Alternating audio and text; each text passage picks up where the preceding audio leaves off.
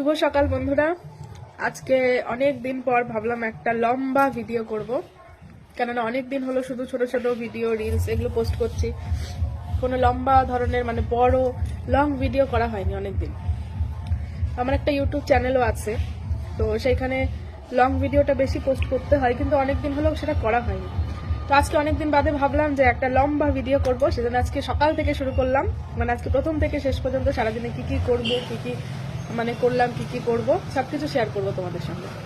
তো আজকে সকালে প্রথমেই দিনের শুরু করলাম এই ছাতু দিয়ে। 4 চামচ ছাতু, একটুখানি ওই গোলাপি লবণ, কি বলে ওটাকে, পিঙ্ক সল্ট নাকি একটা বলে, গোলাপি লবণ যেটা যেটা খাওয়া ভালো, একটুখানি লেবু জল দিয়ে গুলিয়ে নিয়েছি।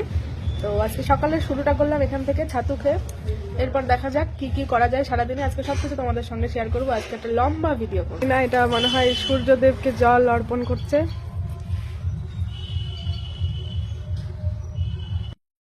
চলে এসেছি রান্নাঘরে, মা ওদিকে স্নান ধান করে পুজো দিতে বসে গেছে।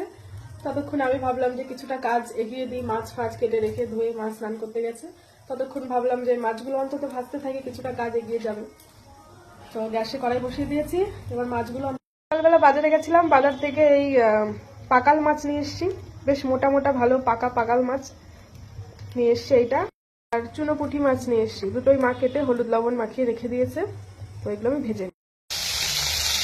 পাকাল মাছটা আমার খুব পছন্দের মাছ, আর সচরাচর এতটা মোটা পাকাল মাছ দেখতে পাওয়া যায় না বাজারে। বেশ নদীর পাকাল মাছ মোটা মোটা, দারুণ খেতে হবে মনে হচ্ছে। এবার পুঁটি মাছগুলো ভেজে নেব। পুঁটির সাইজগুলো বেশ ভালোই, একেবারে ছোট না, একটু বড় বড়ই আছে, খেতে ভালোই হবে। যখন কিনি সকালবেলা তখন একেবারে মানে জ্যান্ত ছিল। এইবার হচ্ছে শাক ভাজা।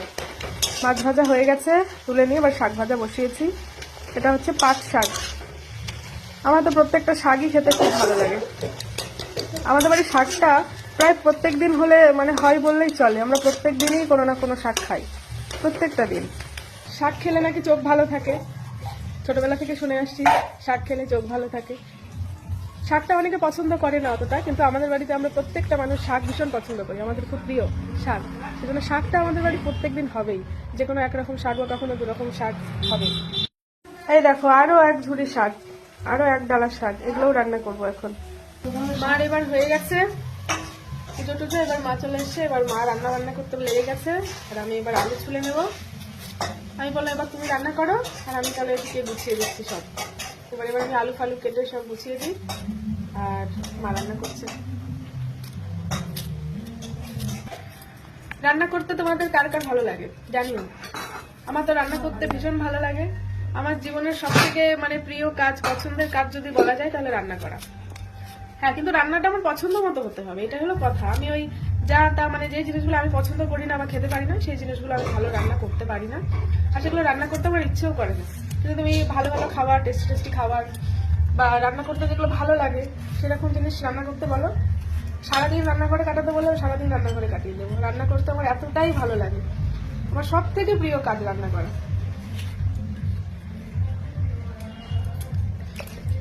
কিন্তু এই ডাল টাল এগুলো রান্না করতে আমার সত্যি কথা বলতে ভালো লাগে না, কিন্তু করতে হয়। বাড়িতে তো রোজই মানে মাছ মাংস সব দিনই তো সব রকম হয় না, ডাল টাল সবই করতে হয়, কিন্তু ডাল রান্না করতে আমার একদম ভালো লাগে না।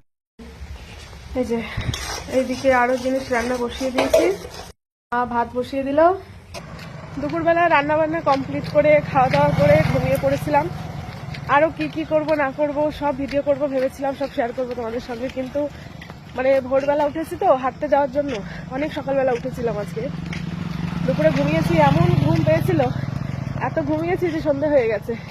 এই বিকেলবেলা আবার আমি আর মা একটুখানি হাঁটতে বেরিয়েছি, হাঁটাহাঁটি করে বাড়ির দিকে যাচ্ছি এবার। তো ঘুমিয়ে আজকে গোটা দুপুরটা পার হয়ে গেল, প্রায় সন্ধ্যে হওয়ার পথে, সেজন্য একটু অন্ধকার অন্ধকার দেখা যাচ্ছে, ভালো পরিষ্কার দেখা যাচ্ছে না এই মুহূর্তে। আজকের দিনটা ভীষণ ভালো কাটলো, সারাদিন খুব আনন্দ করলাম।